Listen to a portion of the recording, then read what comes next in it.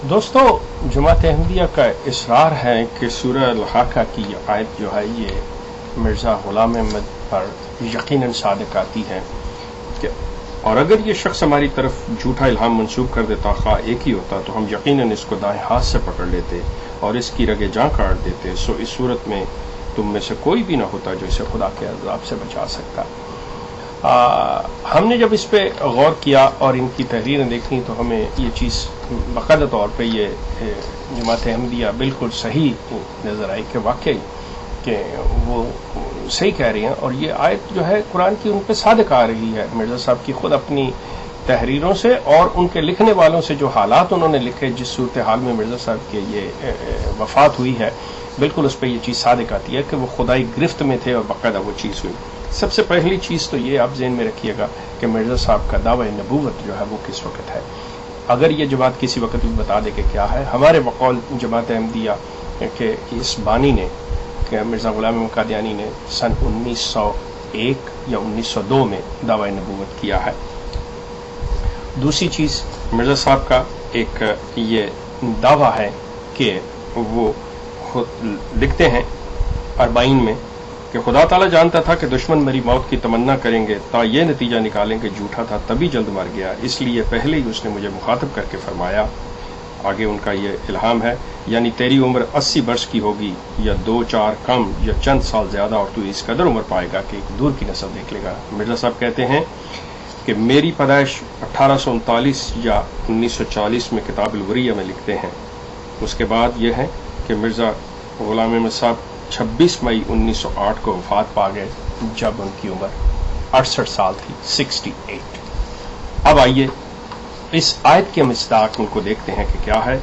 کہا جاتا ہے کہ صورت کا جو ہے کہ اگر یہ شخص ہماری طرف ایک جھوٹا الہام منسوب کرتا، خواہ ایک ہی ہوتا۔ یہ 23 مئی 1908 کو لاہور میں لکھتے ہیں، جو مجموعہ اشتہار جلد سوم کے اندر ہے کہ میں خدا کے حکم کے موافق نبی ہوں۔ یہ ایک غلط الہام، جھوٹا الہام۔ اس کے بعد 25 مئی 1908 کو تو ہم یقیناً اس کو دائیں ہاتھ سے پکڑ لیتے۔ یہ کیا ہے؟ اب حیات طیبہ جو شیخ عبد القادر سوداگر مل نے لکھی ہے، مرزا صاحب کی حیات سیرت، اس میں لکھتے ہیں کوئی 11 بجے کا وقت ہوگا، آپ کو پخانے کی حاجت محسوس ہوئی اور آپ اٹھ کر رفع حاجت کے لیے تشریف لے گئے۔ ایک دست آیا اور آپ کو کمزوری محسوس کی، اتنے میں آپ کو پھر حاجت محسوس ہوئی اور آپ رفع حاجت کے لیے گئے، اور ایک اور دست آیا جس سے بہت کمزوری ہو گئی۔ جب اس دفعہ واپس آئے تو اس قدر ضعف تھا کہ آپ چارپائی پر لیٹتے ہی اپنا جسم سہار نہیں سکے اور قریباً بے سہارا ہو کر چارپائی پر گر گئے۔ کمزوری لحظہ بلحظہ بڑھتی گئی اور اس کے بعد ایک اور دست آیا جس کی وجہ سے ضعف اتنا بڑھ گیا کہ نبض محسوس ہونے سے رک گئی۔ یہ کہ ہم اسے یقیناً اس کی دائیں ہاتھ سے اس کی رگیں جاں پکڑ لیتے۔ آگے ہے، اور اس کی رگ گردن کو کاٹ دیتے، سو اس صورت میں تم میں سے کوئی بھی نہ ہوتا جو اس کو بچا سکتا۔ اب کیسے بچا سکتا؟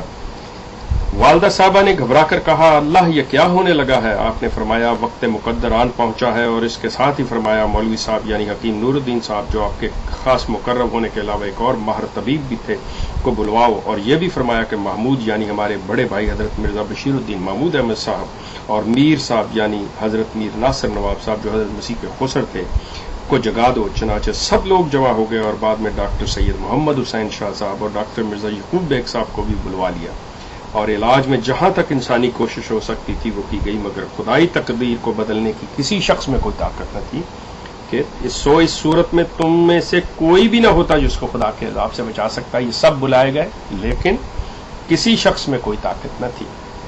آگے آخر میں کیا ہوتا ہے کہ اس کی رگیں جاں کاٹ دیتے۔